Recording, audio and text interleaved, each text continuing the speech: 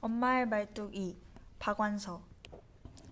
나는 친정어머니가 넘어져 크게 다쳤다는 소식을 전해 듣고 병원으로 달려간다. 90에 가까운 고령의 어머니는 수술을 받게 되고 나는 홀로 어머니의 병실을 지키게 된다. 어머니는 수술 후 마취가 풀리면서 허공에 대고 소리치는 등 이상한 행동을 보인다. 그놈 또 왔다. 뭘 하고 있냐? 네 요랩을 숨겨야지. 어서. 엄마, 제발 이러지 좀 마세요. 오빠가 어디 있다고 숨겨요? 그럼 네 요랩이 벌써 잡아갔냐? 그럴 리가 없다. 너도 빨리 찾아봐. 엄마, 제발. 어머니의 손이 사방을 더듬었다. 그러다가 붕대 감긴 자기의 다리에 손이 닿자 날카롭게 속삭였다. 가엾은 내 새끼 여기 있었구나. 꼼짝 마라. 다 내가 당할 테니. 어머니의 떨리는 손이 다리를 감싸는 신용을 했다. 그때부터 어머니의 다리는 어머니의 아들이었다. 어머니는 온몸으로 그 다리를 엄호하면서 어머니의 적을 노려보았다. 어머니의 적은 저승의 사자가 아니었다. 군관동무, 군관 선생님. 우리 집엔 여자들만 산다니까요. 어머니의 눈에 푸른기가 애처롭게 흔들리면서 입가에 비굴한 웃음이 감돌았다. 나는 어머니가 환각을 보고 있는 게 무엇이라는 걸 알아차렸다. 가엾은 어머니, 차라리 저승의 사자를 보시는 게 나았을 것을. 어머니는 그 다리를 어디다 숨기려는지 몸부림쳤다. 그러나 어머니의 다리는 요지부동이었다. 군관 나으리, 우리 집엔 여자들만 산다니까요. 찾아보실 것도 없어요. 군관 나으리. 그러나 절체절명의 위기가 어머니에게 육박해오고 있음을 난들 어쩌랴.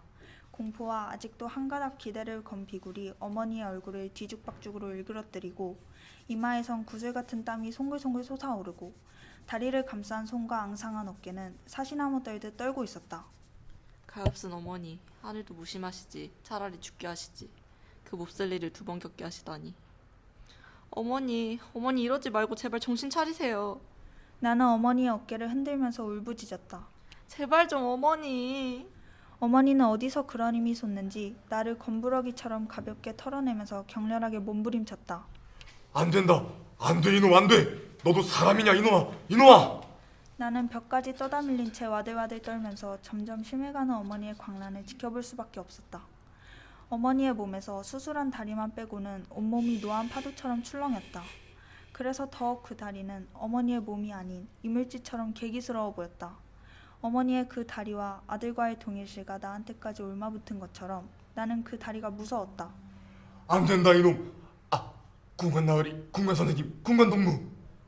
호통과 아부를 번갈아하며 몸부림치는 서슬에 마침내 링거줄이 주삿바늘에서 빠져버렸다. 혈관에 꽂힌 채인 주삿바늘을 통해 피가 역류해 환자복과 시트를 점점 물들였다. 피를 보자 어머니의 광란은 극에 달했다. 이놈 개섰거라, 이놈. 나도 죽이고 가거라, 이놈. 어머니는 눈물이 범벅된 얼굴로 이를 갈았다. 뜰리를 빼놓아 잇몸만으로 이를 가는 신용을 하는 게 얼마나 처참한 것인지 나 말고 누가 또 본 사람이 있을까? 이게 꿈이었으면. 어머니는 이 세상 소리가 아닌 기성을 지르며 머리카락을 부득부득 쥐어뜯다가 오줌을 받아내는 호스도 다 뜯어버렸다. 피비린 내가 내 정신을 혼미케 했다. 저기요.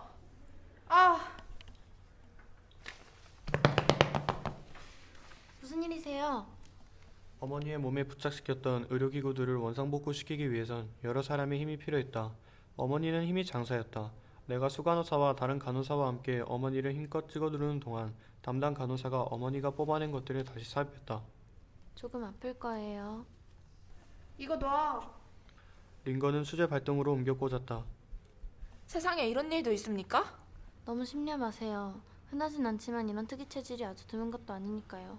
곧 나아지실 겁니다. 어머니 악몽이 특이 체질이라고? 하긴 난 꿈에 대해 누가 감히 안다고 할 수 있겠어. 이제 너 죽고 나 죽자는 바락으로 변한 어머니의 몸부림은 지칠 줄 몰랐다. 수간호사가 간호사에게 지시해서 침대 양쪽 난간을 올리고 끈을 가져다가 어머니의 사지를 꽁꽁 묶게 했다. 딴 힘든 마음에 좀 안 됐다 싶으셔도 참으세요. 이런 경우는 이수밖에 없으니까요. 이제 안심하고 눈 좀 붙이세요. 그러다 병나시겠어요. 곧 정상으로 돌아오실 테니 너무 염려 마시고. 그들은 어머니를 묶어놓고 나를 위로하고 병실을 나갔다. 나는 지칠대로 지쳐서 신을 신은 채 보조침대에 상반신을 꺾었다.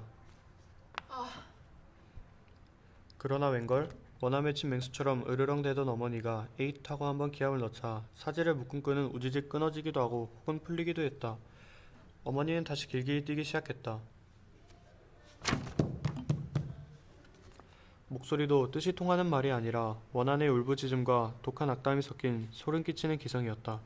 조금 더 과장 없이 간장을 도려내는 아픔과 함께 내 속에서도 불가사의한 괴력이 솟았다. 나는 이를 악물고 어머니에게로 돌진했다. 다시는 아무의 도움도 청하지 않고 어머니와 맞서리라 마음먹었다. 이건 아무의 도움도 간섭도 필요 없는 우리 모녀만의 것이다. 과거 6.25 전쟁이 발발했을 때 나의 오빠는 인민군 치하에서 어쩔 수 없이 의용군에 지원했다가 겨우 탈출하여 돌아온다. 그런데 오빠는 속속들이 망가져 있었다. 전세가 불리해져 피란을 갈 상황에 처한 가족은 예전에 살던 현자동에 숨어 지내게 된다. 그러던 어느 날 집에 들이닥친 인민군 군관에게 발각된다. 그 후 그들은 격금내기로 자주 우리 집에 드나들었다. 오빠에 대해 뭔가를 눈치채고 있는 것 같았다. 우리하고 천연덕스럽게 고향 이야기나 처자식 이야기를 하다가도 그때 그 어른 보수인 가게 아직도 있나? 거기도 다 전쟁통에 터졌다 하대. 거기도 없어져 버렸구만. 갑자기 오빠를 노려보면서 오빠에게 다가가 딴 사람같이 카랑카랑한 목소리로 근데 혹시 동무 인민군대에서 도주하지 않았어? 한다든가 동무 혹시 국방군에서 나간 게 아니오? 하면 간이 콩할 만큼 오그라들었다. 그러나 오빠는 그들만 나타나면 사색이 되어 떠는 증세가 그런 소리로 더해지거나 덜해지지 않았고 인민군복을 보자마자 새로 생긴 실어증도 끝내 그대로여서 불구 노릇에 빈틈이 없었다. 문제는 우리였는데 우리도 오빠가 불구가 된 걸 연기로서가 아니라 실제로 받아들이고 있었다. 슬프고 원통한 일이었지만 오빠가 치유될 가망성은 없어 보였다. 그러나 그 보이부 공간은 남달리 집요한 데가 있었다. 빨리 문 열라오. 위협도 하고 날래날래 열어 제끼라오. 회유도 하고 때로 내원까지 하면서 진상을 알고 싶어 했다. 오만이를 보면 닦아 죽겠어. 아들 하나가 어째 저리 됐노. 그치만 원래부터 불군 아니라? 그거만 아니면 고칠 수 있다 이 말이야. 우리 린민공화국의 의술은 세계 최고거든. 고저 바른 대로만 말하라. 내래 의사는 언제든지 보내주겠어. 자주 드나들면서 언제부터인지 우리 어머니를 어머니라고 부르면서 이렇게 응석 섞인 반말짓거리까지 했다. 차고 모질게 굴 때보다도 그럴 때는 어머니도 벌벌 떨면서 횡설수설하기가 일쑤여서 곁에서 지켜보는 나를 불안하게 했다. 그러나 그가 돌아가면 어머니는 눈을 찡긋하면서 일부러 그랬다고 말해서 나를 어이없게 했다. 사람이 살기 위해선 못 익숙해질 게 없었다. 독사와 더불어 춤을 추는 것 같은 섬뜩하고 아슬아슬한 고개로 하루하루를 넘겼다. 다시 포성이 가까워지고 그들의 눈에 핏발이 서기 시작했다. 어머니는 앉으나 서나 그들이 곱게 물러가기만을 축소했다. 군관 나으리, 군관 선생님, 아니 군관 농무, 제발 내 자식 해코 좀 하지 마소서. 불쌍한 내 자식 해코 좀 마소서. 마침내 보이부 공간이 작별하러 왔다. 그의 작별 방법은 특이했다. 내래 동무들같이 사악한 갓나들에게 속을 것 같나? 후라이까지 마라. 지금이라도 참말하라오. 그가 허리에 찬 권총을 빼 오빠에게 겨누며 말했다. 안 된다 안 돼. 불쌍한 내 새끼. 왜 죽이려 한단 말이오. 한 번만 살려주시라요. 어머니가 외마디 소리를 지르며 그의 팔에 매달렸다. 오빠는 짐승 같은 소리로 신음하는 게 고작이었다. 그가 어머니를 휙 뿌리쳤다. 이래도 주둥이를 열지 않간? 총성이 울렸다. 달이었다. 오빠는 같은 소리밖에 못 냈다. 좋다. 날래날래 말하라오. 또 총성이 울렸다. 같은 말과 총성이 서너 번이나 되풀이됐다. 잔혹하게도 그 당장 목숨이 끊어지지 않게 하체만 겨냥하고 싸댔다. 오빠는 유열이 낭자한 가운데 기절에 꼬꾸라지고 어머니도 그가 뿌리쳐 나동그라진 자리에서 처절한 외마디 소리만 지르다가 까무라쳤다. 내래 가기 전에 참말할 기회를 주겠어. 말하면 죽이진 않겠어. 그 후 공간은 다시 나타나지 않았다. 며칠 만에 세상은 또 바뀌었다. 오빠의 총성은 다침 형상이 아니었는데도 며칠 만에 운명했다. 출혈이 심한 데다 적절한 치료를 받을 수가 없었기 때문이다. 그 며칠 동안에도 오빠의 실어증은 회복되지 않았다. 그 며칠 동안에 낭자한 유혈과 하늘에 맺힌 원한을 어찌 잊으랴. 그러나 덮어둘 순 있었다. 나는 남자를 만나 사랑을 하고 자식을 낳아 또 사랑하는 걸로 어머니는 손자를 거두어 기르며 부처님께 귀의하는 걸로. 마취가 깨어날 때 부린 난동으로 어머니는 어찌나 많은 힘을 소모하였는지 그 후 오랫동안 탈진 상태가 계속됐다. 부피도 무게도 호흡도 없이 불면 날아갈 듯 한 장의 배지장이 되어 누워있었다. 간혹 문병을 와주는 친척이나 친구 보기에도 도저히 회복될 감흥이 없어 보였던지 모두 심각하게 고개를 저었다. 장례식은 어쩌려고. 그들 중에는 어머니가 아예 삐. 의식이 없는 줄 알고 서슴지 않고 장례 절차 얘기를 하는 이가 있는가 하면 그래도 오래 사셨지 뭐. 천수를 누리셨어. 상갓집에 온 줄 착각을 하는지 천수를 누리셨으니 너무 서러워 말라고 우리를 위로하는 이도 있었다. 우리 역시 그런 그들을 말리거나 언짢게 생각하지 않았다. 한두 숟갈 유동식을 받아 넘긴다던가 주삿바늘을 찌를 때 찡그리는 것 외에 어머니에게 의식이 남아있다는 표시는 참으로 미미했다. 어느 날 문병을 와준 내 친구도 이런 어머니를 일별하더니 대뜸 이렇게 말했다. 수인은 장난이 났니? 아니, 뭐 그런 끔찍한 걸 미리 장만을 하니? 얘 좀 봐. 그럼 묘지는? 묘지? 그런 것도 미리 장만하는 거니? 얘 좀 봐. 그것도 안 해놨구나. 넌 하여튼 알아줘야 해. 뭘? 너 나이롱 딸인 거 말이야. 나이롱 딸? 그래, 나이롱 딸. 이런 엉터리. 아들도 없는데 딸까지 이런 순 엉터리니. 나는 내가 나이롱에다 순 엉터리인 건 상관없었지만 어머니를 위해선 좀 안 된 것 같아 변명할 마음이 생겼다. 우린 고향에 선영이 있지 않니? 네 고향이 어딘데? 몰라서 묻니? 개성 쪽 개풍군이야.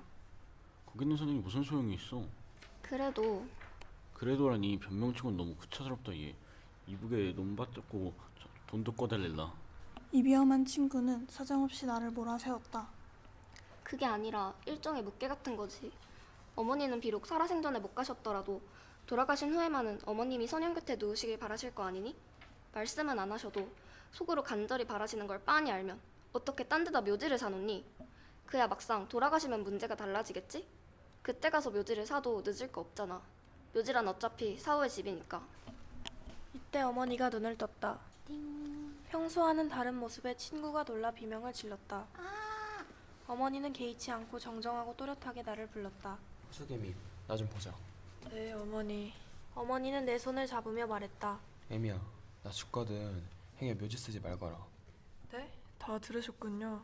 그래, 마침 듣기 잘했다. 연삼아 하는 말이니 잘 들어둬라. 나 죽거든 내가 너희 오래비한테 해준 것처럼 해다오. 누가 뭐래도 그렇게 해다오. 누가 뭐라든 상관하지 않고 그럴 수 있는 건 너밖에 없게 부탁하는 거다. 오빠처럼요?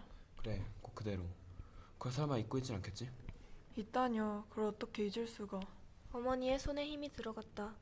오빠의 시신은 무학재 고개 넘어 벌판의 반머리에 가매장했다. 형식도 절차도 없는 매장이었지만 무정부 상태의 텅 빈 도시에서 우리 모녀의 가냘픈 힘만으로 그것 이상은 가능한 일이 아니었다. 서울이 수복되고 화장장이 정상화되자마자 어머니는 오빠를 화장할 것을 의논해왔다. 너희 오래비를 화장하는 건 어떠니? 그래도 올케랑 조카를 봐서라도 무덤을 남기는 것이 좋겠어요. 사실 네 오래비가 죽게 된 것이 내 탓인 마냥 속이 상했었는데 화장하는 것은 절대 양보할 수 없다. 아, 어머니. 어머니의 목소리에는 거역할 수 없는 위엄과 비통한 의지가 담겨 있었다. 그렇게 오빠의 살은 연기가 되고 뼈는 한 줌의 가루가 되었다. 투덩. 가자, 강화로. 우린 묵묵히 뒤따랐다. 강화도에서 내린 어머니는 사람들에게 길을 묻고 물었다. 여기로 가려면 어떻게 해야 하나요? 우리는 멀리 개풍군 땅이 보이는 바닷가에 섰다. 그리고 지척으로 보이되 갈 수 없는 땅으로 향해 그 한 줌의 먼지를 훨훨 날렸다. 개풍군 땅은 우리 가족의 선영이 있는 땅이었지만 선영에 못 묻히는 한을 그런 방법으로 풀고 있다곤 생각되지 않았다. 어머니는 한 줌의 먼지와 바람으로써 너무도 엄청난 것과의 싸움을 시도하고 있었다. 어머니에게 그 한 줌의 먼지와 바람은 결코 미약한 게 아니었다. 그야말로 어머니를 짓밟고 모든 것을 빼앗아감. 어머니가 도저히 이해할 수 없는 분단이란 괴물을 홀로 거역할 수 있는 수단이었다. 내가 죽으면 네 오래비처럼 해주렴. 나는 생각했다. 그 짓을 또 하란다. 세월이 30년이나 지났는데 여전히 선영을 밟을 길은 그뿐이구나. 어머니는 말했다. 너한테 미안하구나. 그렇지만 부탁한다. 어머니도 그 짓밖에 물려줄 수 없는 게 진정으로 미안한 양 표정이 애달프게 이지러지셨다. 이 짓을 또 할 수밖에 없는 것일까? 어머니는 아직도 투병 중이시다. 1조 팀장 정인호, 팀원 어재원, 김진아, 박도영. 2조 팀장 남나경, 팀원 김민지, 신은설, 이상열. 3조 팀장 김다혜, 팀원 남지윤, 이웅희, 장윤진. 4조 팀장 정윤서, 조원, 김태윤, 김가윤, 송정아. 5조 팀장 이주연, 팀원 성호영, 강예솔, 함윤서. 청년줄 김가윤, 기획 신은설, 작가 장윤진.